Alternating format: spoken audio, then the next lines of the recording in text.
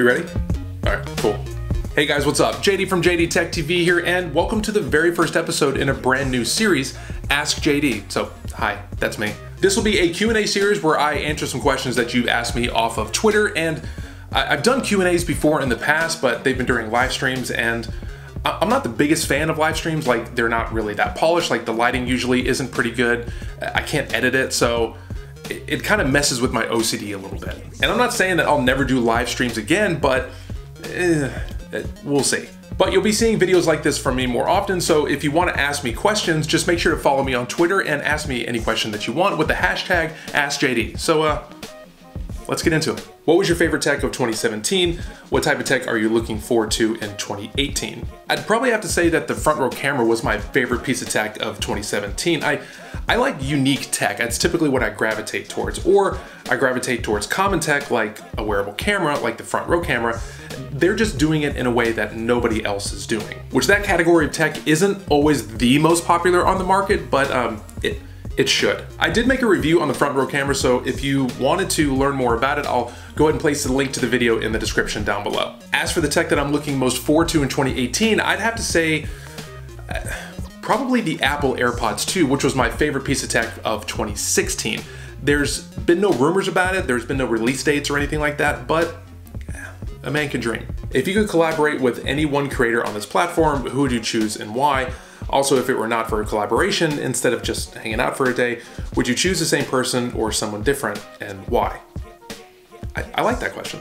For collaborations, I think I would choose Jonathan Morrison. As far as the quality of content of tech YouTubers go, I think that he's kind of one of the leaders of the pack and somebody that I can really learn from. I mean, I'm less concerned about the numbers that I would gain from doing a collaboration with him and more concerned about the knowledge that I would gain that would help propel myself forward, because in the long run, I think that's more valuable. As far as a YouTuber that I'd like to hang out with, I really like John Hill and Sarah Dietschy. Like, I think that they'd be really fun people to hang out with, but I think the answer would be the same, like Jonathan Morrison, because I tend to gravitate towards people who are really positive and people who are genuinely nice, and he seems like that kind of guy. Plus, hanging out with him means that I might be able to hang out with the rest of the TLD group, which would be pretty cool.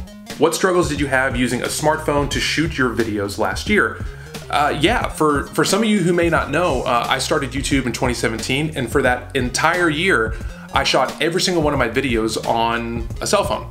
This one, to be exact, the iPhone 7 Plus. It's a crutch that I gave myself on purpose, and whether that was a good idea or not, I don't really know, nor do I know if I would recommend that for other people to do, but it seemed to work out for me. But using a device that produces an amazing image, but you don't have the capabilities of a traditional DSLR, like being able to adjust your aperture, being able to change your ISO, being able to change a lens, frame rate, kind of all that stuff. I mean, some of those things you could do in the stock settings and with apps that you can download, but not really. So having those limitations forced me to get creative with shots, and also forced me to learn about lighting, and forced me to learn about composition, instead of just leaning on the camera's capabilities to carry me through a video. I mean, I knew nothing about editing, about cameras, about any of this stuff prior to 2017. I just knew that I wanted to start a tech channel, and all the stuff I pretty much had to learn on the fly, and most of it was through YouTube tutorials. And it's funny, if you go back and watch my first set of videos, and watch them all the way up until today, which I don't recommend you doing necessarily because my older videos are terrible, but you can see a very clear progression from when I knew absolutely nothing to, as the time goes, you can see that I'm learning about lighting, you can see I'm learning about B-roll and changing my style, up until today. And I still have a lot to learn. I mean, I'm still really inexperienced when it comes to the greater scope of knowledge that's out there about learning how to do video production. I mean, even with the DSLR camera that I'm using now, it's so new to me that I don't really know how to pull out its full potential and its full capabilities, but I'll learn that too. If you could collaborate with any company, organization, or a manufacturer, who would it be? Tesla. The answer is always Tesla. Do you like Star Wars because your name is Jedi? I mean, my name isn't really pronounced like that, but like I kind of see where you're going with that, but I feel like I should be asking you that question. What is your favorite piece of smart home tech? I mean, that one is kind of really hard to nail down. I mean, I really like home automation, and I try to get my hands on any piece of technology that allows me to not use my hands to operate other technology. if that makes sense. I mean, I grew up on cartoons like the Jetsons. A lot of you are gonna be way too young to remember that, but that was a time that I really wanted to live in as far as the technology was concerned. Hurry, George, you'll be late. And it's weird because as you look around, you see a lot of similarities from that show to what it is today. And we're oddly kind of living in that, more or less. But if I had to choose one, I would probably say the Amazon Echo Dot. One, because it's affordable, and two, because it's the way that I interact with the rest of my smart home technology. And it's not that I can't interact with it with like my phone or something like that, but using my voice is the way that I want to interact with my smart home technology. So in that way, it's kind of my favorite, I guess. But Google has been looking pretty good lately. I've been contemplating switching over to the Google Home, but I have so many Amazon Echo Dots and I'm kind of in that ecosystem a little bit. I think if I had a Pixel 2, I probably would have made the switch already, but because I really like my iPhone, I want to wait to see what Apple does with their Apple HomePod. I want to see what that thing is capable of, because I have the phone, it's a better idea to kind of keep everything within that ecosystem. It makes everything work better. But the Amazon Echo, like, it works pretty well for kind of all things, but I want to wait until all three of those things with the Amazon, Google, and Apple, until all three of those are out and on the market, and kind of allow some time for them to sort of compete with one another, and then I can decide which one is the best one. Until then, I'm gonna stick with the Amazon Echo.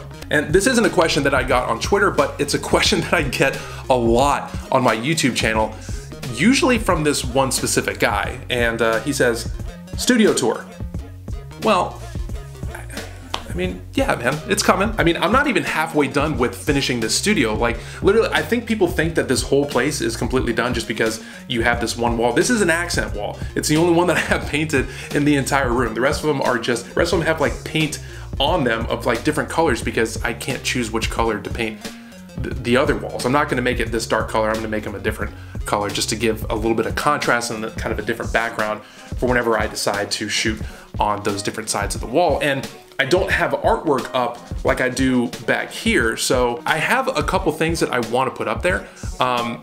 Some of you might have seen on my Twitter account, and I kind of blew up this guy's page. His name is Quan. He did this amazing, incredible profile picture for me. And the guy does absolutely incredible work. I wanted to wait until I get that one printed on a canvas. I want to put it up on one of these walls, but I'm not completely done, and I don't want to show off the studio until I'm completely done with it. I want to do a couple desk setup tours, and I want to wait until everything is finished until then. But going back to that artwork that my friend did, he is taking some clients right now. I'll go ahead and place his contact information down in the description as well, so you can contact him if you want to get something done as well. Also, a little secret is that Quan and I have been discussing making some t-shirt designs for the channel, so keep a lookout for that. All right, well, that's it. This is probably a good place to stop. If you like this Q&A and if you want to see me do more of these, let me know in the comments down below. You can also ask me questions down there for the next Q&A, and I'll make sure to get to some of those. But the best way is just to follow me on Twitter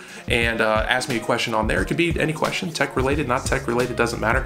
Just make sure to use the hashtag AskJD. Also, make sure to hit that subscribe button if you haven't already, and the little notification bell next to it, so you can be the first to know when one of these new videos comes out. Also, smashing that like button is not required, but it is greatly appreciated. But thanks for the questions, everybody. I had fun. I'll see you soon.